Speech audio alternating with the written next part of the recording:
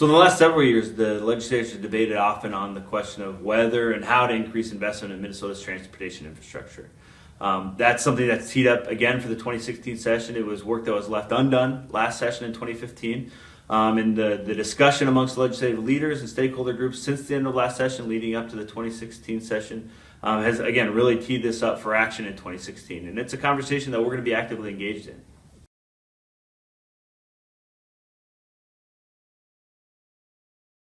Well, businesses in Minnesota, just like anywhere, need access to reliable, safe, and efficient transportation systems. This is an issue that we hear about from our members quite often. It's important both for them to get their goods out to market, but also their employees and their customers to their door. But here in Minnesota, we're a little bit different than some other states, where other states are just picking up this conversation after decades of inaction. Minnesota has acted several times in the recent years. So where we're trying to take this conversation is to think more broadly about how we fund transportation in Minnesota and to broaden the base of financial support for it.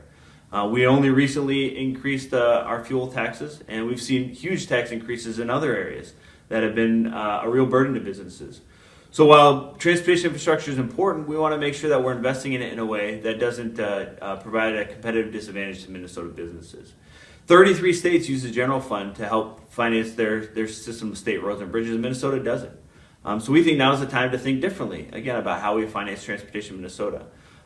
We think we ought to tap the general fund, not just in a broad sense, but to use some of the transportation revenues that are already coming in through things like the statewide sales tax on auto parts and rental cars. Use that money for transportation. But we think also that we need to make sure that the dollars that are being spent being spent as efficiently as possible, and setting an expectation that 15% of the total be funded through efficiencies. We think the state also ought to leverage some of the other tools that it has at its disposal. General obligation bonding for local road and bridge projects and other transportation priorities, but also trunk highway bonding to help support the state's roads and bridges. We think we ought to look for opportunities to leverage private capital where possible to better match together those who benefit most from a project to those who are asked to maybe pay for some portion of it. And then finally, to make sure that we're pursuing a broad, comprehensive, long-term package for transportation that includes roads, bridges, and transit, both in greater Minnesota and in the metro area.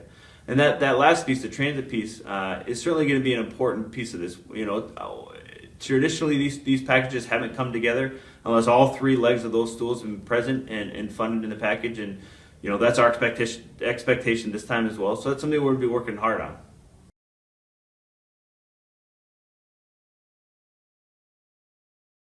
Well, again, this is an issue that's been debated, off and on for many years at the Capitol, and it's certainly drawn battle lines on questions about the gas tax and about where these investments should be made and in what ways they should be made.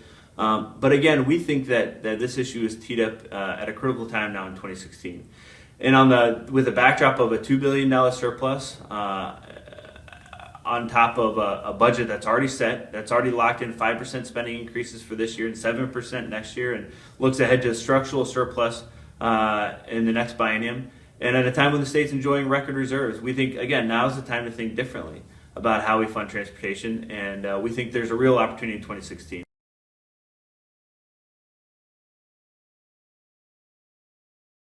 Well, again, first and most importantly, they can contact their legislators. But beyond that, they can write, again, op-eds, letters to the editor, make sure that their community knows how important transportation is to them and their business and the investment levels that are needed to maintain our infrastructure. We're also going to have a business day at the Capitol solely focused on transportation on March 30th. And we'd invite all of our members to come out to that so they can not just hear from legislative leaders about where things are at that particular time in session with this issue, but also that they can tell them, again, how important this is and how important it is to start thinking about how we invest in our transportation system differently, broadening the base of financial support for it. And then finally, just keep an eye out for the updates that come out from us in the Chamber throughout the session, because we're going to be asking our members to engage at strategic times to help move the needle in the direction of getting a bill done and getting a bill done that works for the business community.